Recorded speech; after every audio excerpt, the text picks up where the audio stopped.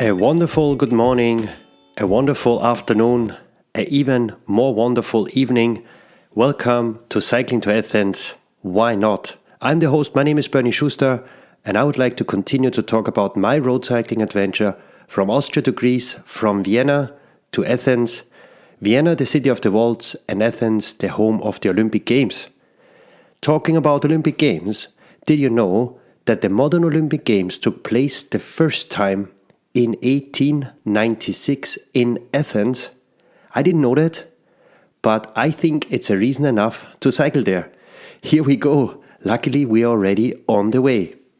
In this episode, we are talking about many different cycling-related topics. I have a very good program put together. Getting curious? That's good. So what can you expect? As usual, I follow the good old recipe, starting with the tour data, facts and figures, so you know exactly what I did on this very day. Secondly, the tour journal, and here I would like to talk about the last day of the Tour of Pain, so from Korenica to Primosten at the Adriatic Sea. This is super wonderful. I have two things prepared. I will share with you a live sequence very close to Primosten. And I would like to talk about a very interesting topic of mine that's really a hard topic of Bernie. I call it a social dilemma with the name Advices You Get for Which You Have Never Asked For at All. Maybe you guys have already an idea what this is all about. If not, then that's perfect. Number 3, I would like to continue to talk about the most important topic of all topics, and this is safety. We slightly touched already on that topic in the last episode, but today we will give it a way bigger spin and really double down. Here a quick one regarding episode 3. We have been talking here a lot about equipment, and many products, models and companies have been named. Here again a disclaimer, there was no sponsorship at all bought fair and square. But now, let's continue, and without further ado, I would invite you to jump on your bikes and cycle with me through day number 4. Let's have a look at the tour data. What happened on this very day? It was September 4th, a Friday, and I started in Korenica, a very little village, very little town, and the end point of this very tour, but as well of the overall part 1, was Primosten in Croatia at the Adriatic Sea. It's between Zadar and Split, if you look it up on the map. On this very day, I cracked again the 200 kilometer threshold. It is exactly 201 kilometers. This makes me very happy. The total ascent here, I cracked the 2000 meters again. 2044 meters to be precise, an average speed of 23.2. So you can see I'm getting already a bit tired. I spent 7 hours and 46 minutes on the bike, and proudly I burned 4,229 kilocalories. When I look at the map again, Korenica, pretty much in the top part of Croatia, very close actually to the Bosnian border, and it's again a north to south pretty straight trajectory towards the Adriatic Sea. Well, let's talk tour journal. What happened? Before I go into the new stuff, a quick recap from the last day. Remember, 3 days on the bike. I arrived in Korenica, threatened to death by trucks on this road. I had a problem with my cable. This was fixed. I have now again 2 power banks, so should be super perfect, autonomous with my navigation. I'm still a bit nervous, is Bernie, because of the traffic craziness, but extremely excited to hopefully arrive in Primosten. It will be a super busy and eventful day, so let's get straight into this. I started very, very early, 7:10 already on the bike. In my bed and breakfast place, there was no breakfast, so it was just a bed place. but it was dinner. It was foggy, it was wet, and it was the first time actually a bit cold. I remember that it was a very untypical start until this very day. I brought granola bars, so I started with some nuts, I guess, some granola bars, and I was as well equipped with some safety granola bars. As we talked, never get on the bike without food and drink on such a long day. At the very beginning, I was passing a military base or a former military base. I don't know. I haven't been seeing tanks and jets and choppers in a while. It was somehow interesting. I'm not a fan of military and war games, but the technology, the huge vehicles are always impressive. Quick pause here. Something very exciting happened here. It was a couple of minutes or half an hour after this military base. I had the following situation. I called it the wild boar situation. So Bernie was cycling along the street, no cars, quiet, fog, peace.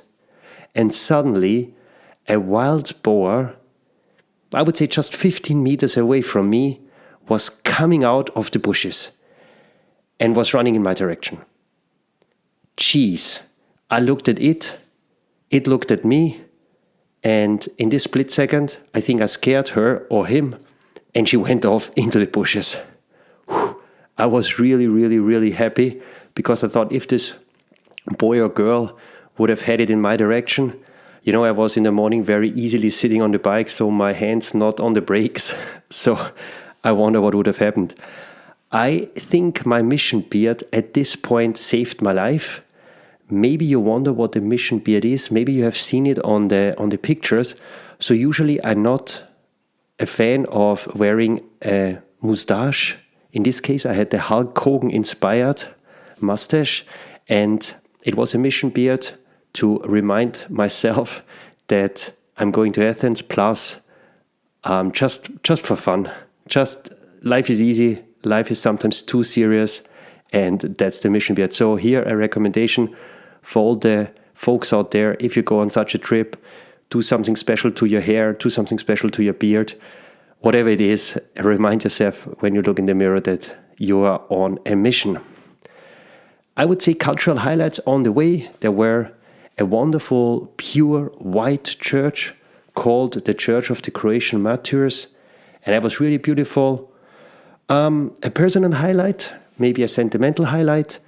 I stopped at one specific spot because I saw a shepherd near the street with his flock of sheep and with a dog. And I found that so peaceful and so interesting, a complete different lifestyle and a complete different life at all compared to our fast and crazy lives in my case in Nuremberg with Adidas, and in our industrial and commercial driven world.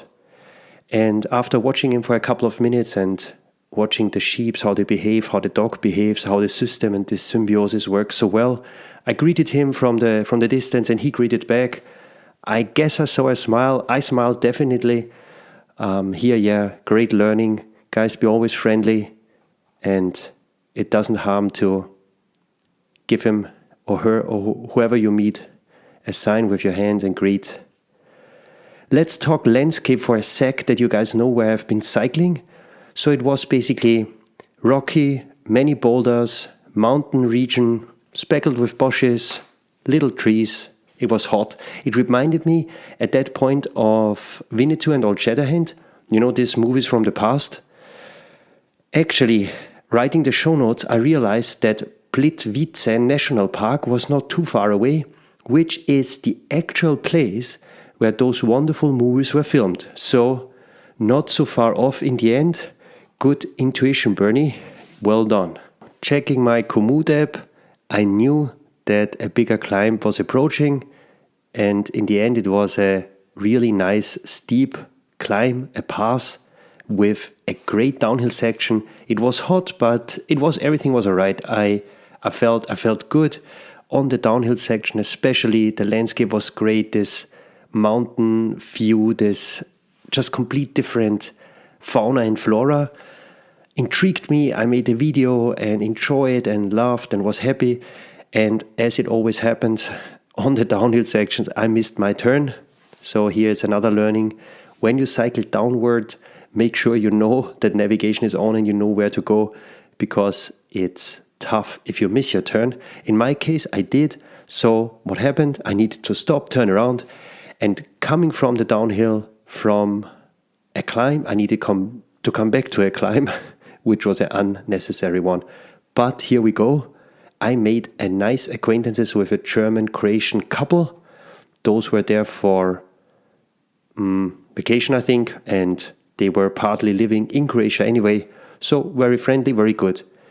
And here the dilemma started. Remember the dilemma of unasked and unwanted advices. And here I can now unwrap it. Do you know what I mean? Doesn't matter what you do. Maybe you're hiking, maybe you're cycling, maybe you're running. Wherever you are in life, sometimes people tend to help you, even though you don't ask for help, and then they don't do it very, very well. In this case, they literally were putting many advices down my throat, and I was just want to make conversation. Anyway, what they told me that before they told me that, they asked me, "Hey Bernie, where are you going?"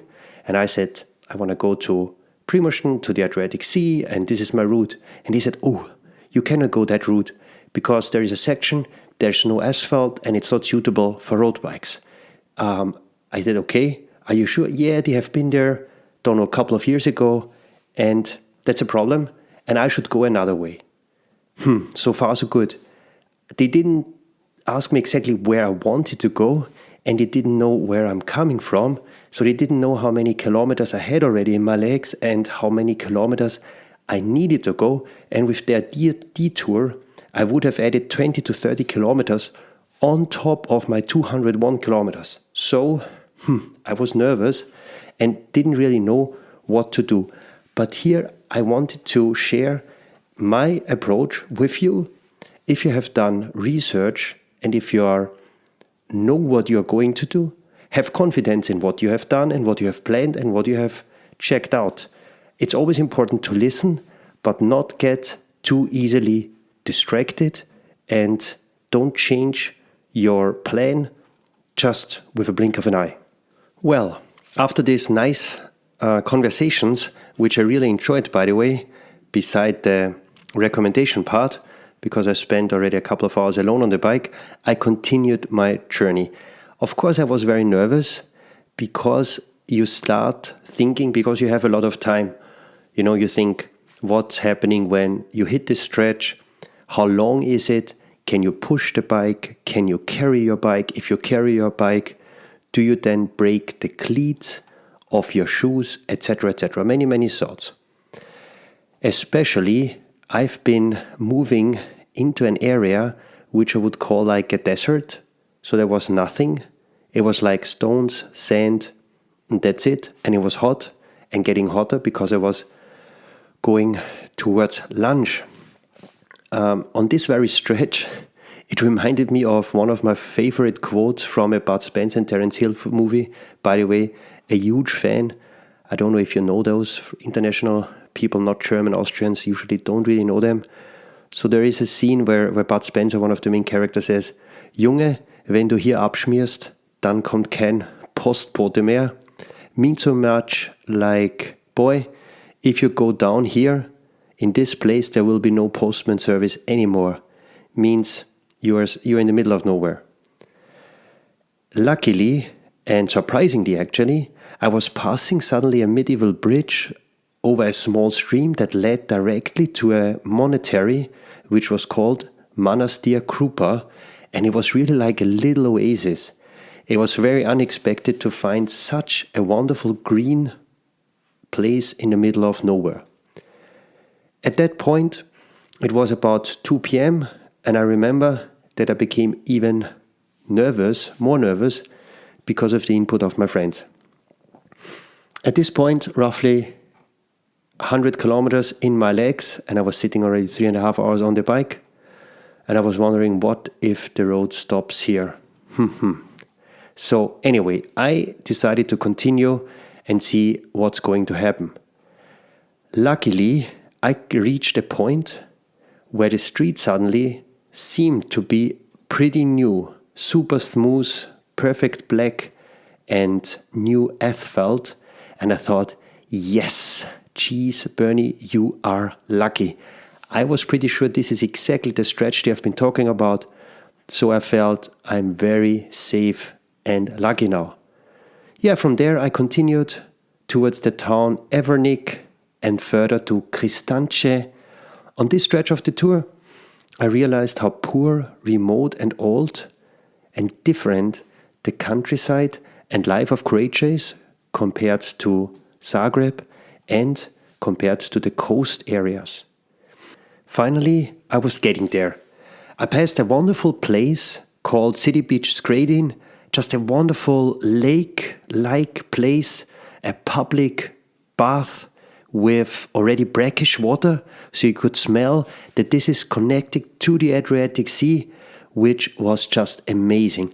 What a feeling. I smelled the brackish water in one of the climbs and I realized I can't be too far away from Primosten. And this feeling right now, I guess you are somewhere in a car or living room or bus or public transport, wherever you are. But just imagine, after so many days of cycling, you suddenly smell salt and you know you are going to make it. And that was really, really, really a cool feeling. After passing the city of Šibenik at around 5 p.m., I saw the first time the sign. The sign, that was really a relief. It says Primosten.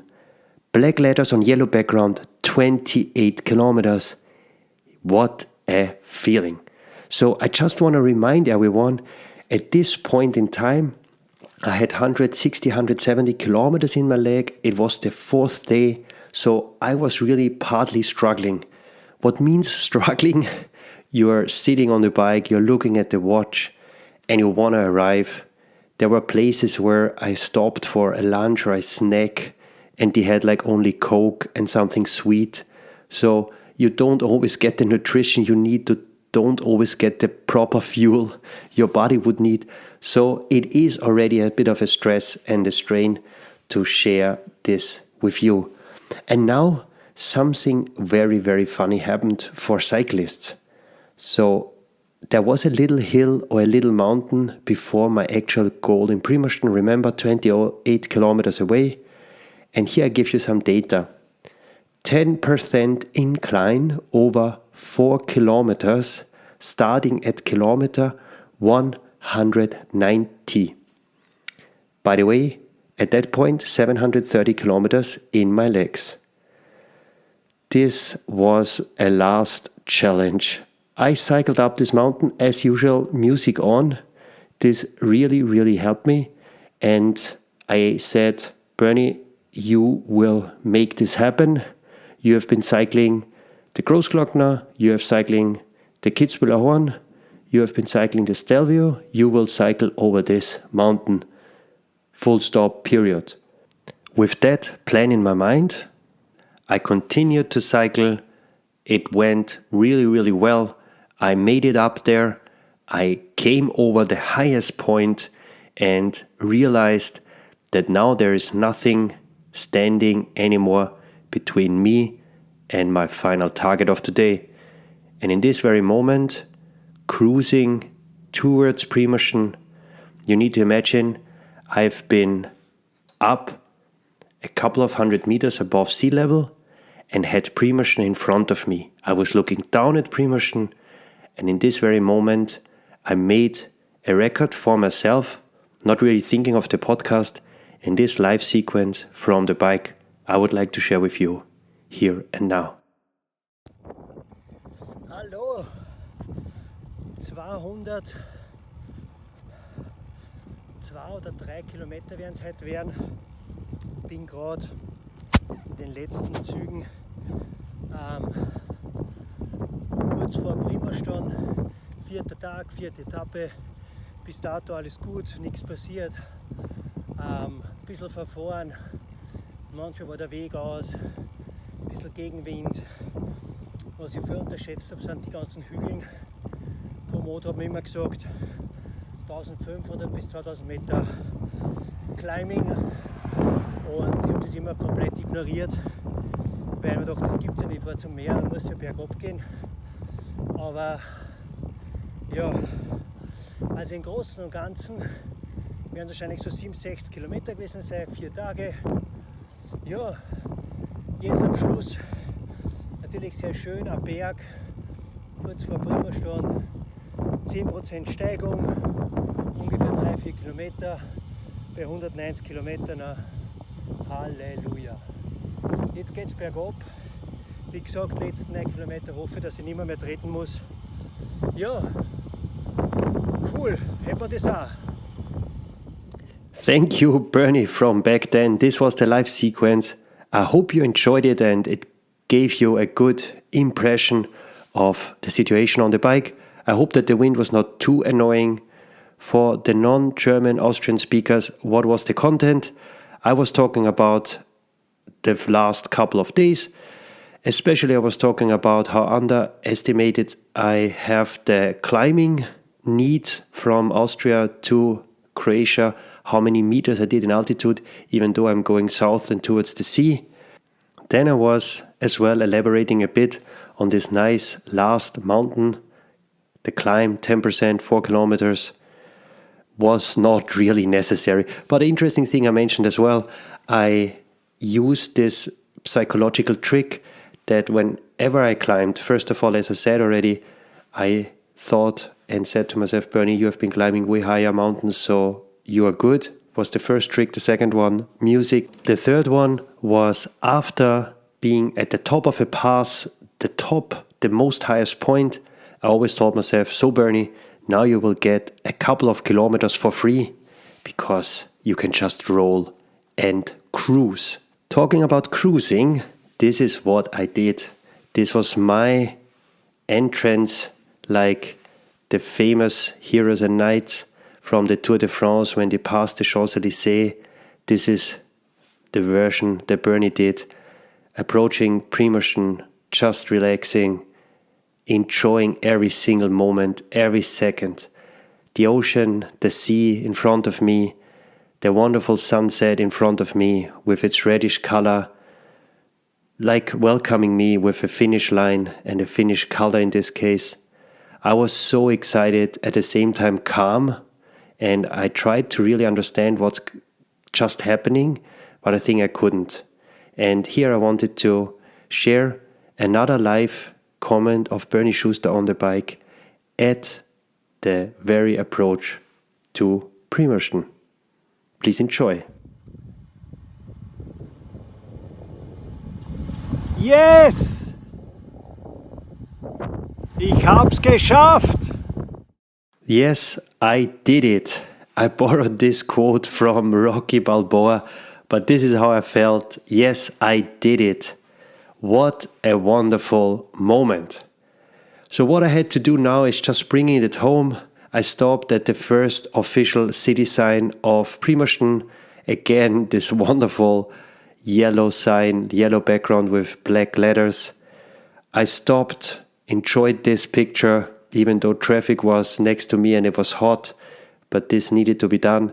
Then I navigated to the harbor and was really keen to meet my friends who were already waiting there for me. Cycling into the harbor, I was recalculating what happened. 4 days on the bike, in total 768 kilometers, 7,332 meters of climbing, and in total 30 hours and 39 minutes on the bike. This was just it. Part number 1, the tour of pain is over, with getting off the bike in Primosten Harbor, greeting my friends, getting big hugs, picture, and then water, and a really well-deserved pivo. Well, for all of you who cycled with me to Primosten, please get a beverage of your choice and celebrate with me the arrival. In the meantime, I will continue with the main topic of the day, as mentioned already, safety basics. I've prepared 7 topics that should help you to be always safe on such a road cycling journey and come home without injuries and without problem. We go straight into the points. Point number 1, cycling on dangerous streets. How do you recognize them and what are methods to monitor and estimate the risk? First tip, analyze the traffic density and the driving patterns of the car. Are people and cars and trucks really taking you over with a proper distance of 1.5 to 2 meters, or are they just passing by? Then you want to check out the density of trucks who are passing you. So how many per 5 minutes, 10 minutes, 30 minutes. And then thirdly, check out the road you are on. Is it, for example, a main road with a high speed limit of, let's say, 100 kilometers per hour? If it's so, then you can check high speed limit means high risk, many trucks means high risk, people and cars not passing in the right way, like 1.5 to 2 meter distance, then you are on a dangerous street, and then you should consider rerouting. Another tip, another thing to analyze, how wide is the road you are on? So check out especially the shoulder, so the space next to the white line towards the outside, the right side usually, if you are in a right side driving country.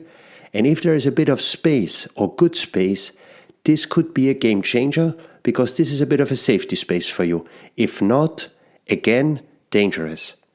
I made the experience, for example, especially in parts of Croatia, that even with rather heavy car traffic, so no trucks, car, but wider streets with a speed limit of around 50, the danger is not so high. I felt always comfortable. If you decide, based on the above tips, that you wanna leave the route, the most important thing is stop, get off the road, drink, get some water, breathe, use your navigation app and find an alternative route. That's it. You don't worry, you don't swear, you don't think, oh man, I'm so unlucky, and it's all good. It's all good. Just take your time. When you reroute, and I had, for example, a couple of moments where I was standing on the asphalt, felt 40 degrees. Don't do this there. Take your time, find a shadowy place, really get off the bike, sit down and don't rush. I say 5 minutes extra spent whilst rerouting might save you 1 hour later on the bike. All right. Point number 2, listen always to your body. If you sit on the bike and if you feel you get dizzy, drowsy, or you're just not feeling well, immediately get off the bike. Cycle to the right, find a spot where you can safely get off the bike and take your time. Talking about dizziness, the most important thing is to stay hydrated. Therefore, from my experience, I would recommend 5 liters a day when you cycle 7 to 9 hours. Super important. Don't calculate into this 5 liters your breakfast and what you do at dinner or later at night. It's literally what you need on the bike. Please do not underestimate how much you sweat. Usually with the airflow, it cools down your skin and you don't feel like you sweat so much, but you really, really do. And in order to get to these 5 liters, I established a rule for myself: never pass a water fountain or any quick possibility to fill up your water bottles. Rule number 1. Rule number 2, as soon as you are 1 water bottle down, fill up the next chance you got. And even if it's a supermarket, you never know in countries where you're not familiar, when is the next supermarket coming. You never know when you get a new fill up. What if in this time something's happening to your bike, whatever happens, you don't want to run low on water. And now a quick one around dizziness, always food. Have always something sugary with you. Granola bars, candies, whatever helps you, that you never run out of nutrition. That means you don't sit on the bike and you are blank. when it comes to food. All right, listen to your body is now done. Point number 3, listen to your bike. Since the bike is the most important and most valuable thing next to the health of us on such a trip, we need to take care of her.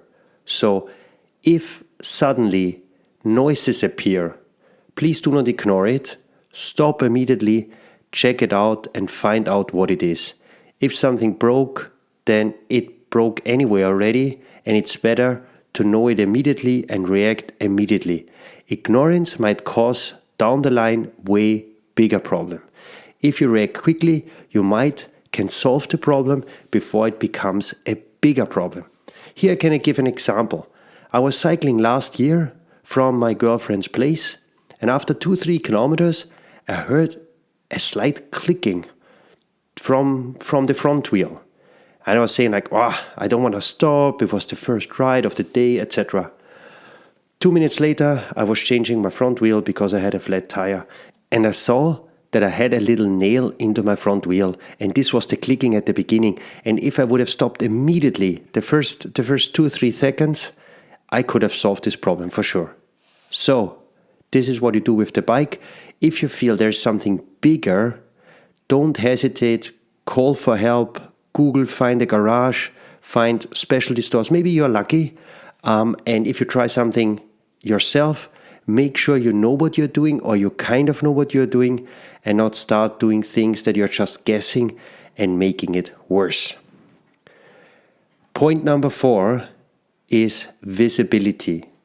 Lights, reflectives, and bright colors. I think lights are super critical on such a trip. So from my experience and what I can strongly recommend, lights are always on, full stop. Front light, very, very important. Back light, very important. You turn it on in the morning and you turn it off when you're done with your day. Make sure when you buy front and rear lights that their battery lasts for that long, and please buy proper lights. I think you need to spend more or less 40 plus euros to get lights that deliver on quality, on durability, on the lumens you need to be bright enough, on the durability when it comes to the buttons, to charging speed, just something that is solid and you can trust. Reflective vest is a must-have. Anything that reflects towards the front, so cars who are coming into your direction and cars who are coming from behind can see you. And please prepare for such a trip for complete darkness. Be prepared for the worst case, and darkness is our friend. Remember this, I want to repeat it. Darkness is not an enemy. We know that it's gonna be dark at one point, so let's prepare a proper headlight that really helps you and enables you cycling in complete darkness. Next point I would like to talk about is clothes. Know in which conditions you are cycling. Is it cold, is it warm, or is it hot? If you do mountain passes, we talked about it, the Alps, Pyrenees, Rockies, you need proper warm gear. What does it mean? You need at least a primer loft or a down jacket. You need hat, gloves, cycling jacket, and a proper rain jacket. This is a must-have because the cold and passes in combination can be really dangerous to an exhausted and overheated and then cooled body. Point number 6. Cycling style. I would say we cycle confidently but passively. What does it mean? Be smart and always look ahead and brake in time.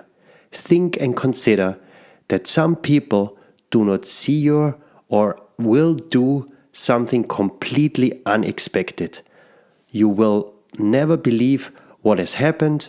Cars in front of me just stopped, no indicator, nothing.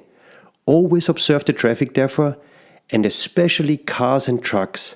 You are the weaker ones, we are the weaker ones, so we need to be the smarter ones. One particular thing I want to mention on downhill stretches. I want to mention this, to be honest, because I think I have been lucky in my life. and I want to really not do this ever again. When you cycle downhill, you usually are faster. Please properly grab your handlebar, make yourself ready for braking. Don't do videos, don't have your phone in your hand, don't make pictures. I think we all underestimate how quickly obstacles can approach on a downhill stretch. Is it a hole in the asphalt, a gap, whatever? Be alert. And my last point is theft and more. For me, bike in the room was the rule.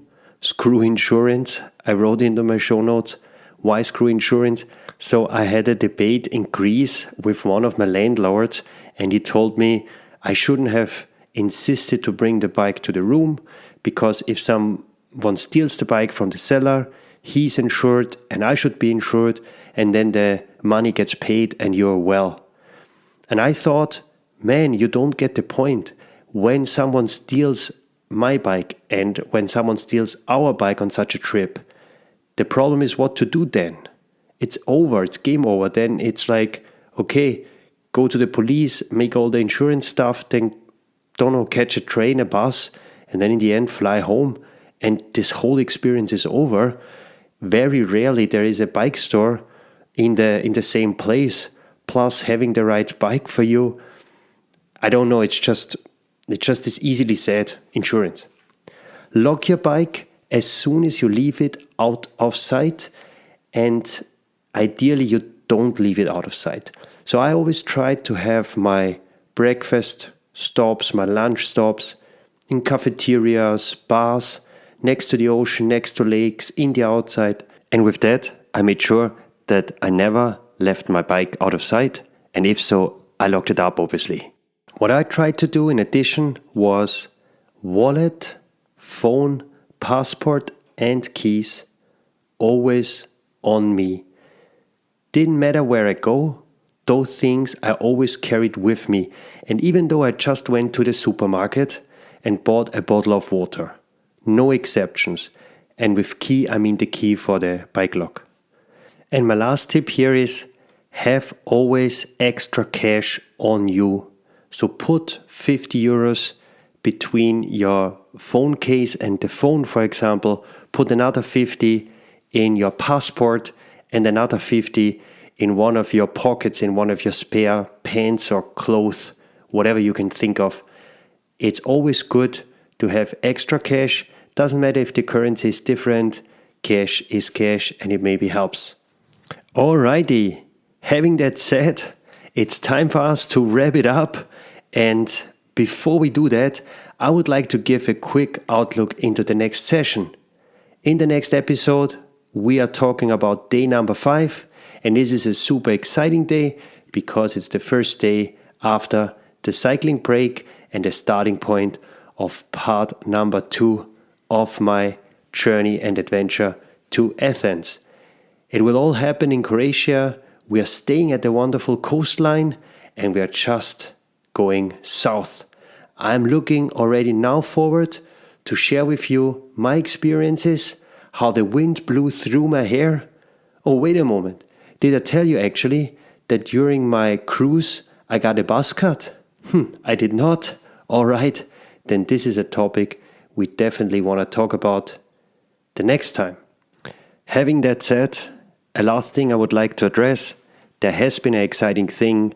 Brian, a listener, has asked some questions which summarized are, Bernie, how many episodes will there be for Cycling Athens? Why not?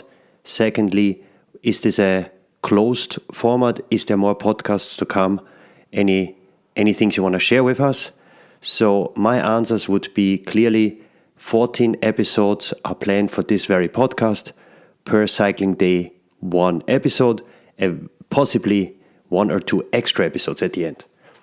And then this is an enclosed project. I'm thinking about making other podcasts about adventures. There is a couple of things in my head and adventures I would like to share with you. And thirdly, there is a quite different format. This will come as well very soon about a topic that I will not disclose at this point. What does this mean? If you like listening to me, if you enjoy it, please remember Bernie Schuster. If you want to do me a favor in general, Please share my podcast. This is the first S. Please rate my podcast. This is an R. Or please subscribe, SRS. So if you do SRS for Bernie, that would be really, really great. And now, enough of that. I would say goodbye. Thanks for listening. You are great. And I would like to finish with the quote of the day, which says, "Trophies carry dust. Memories last forever."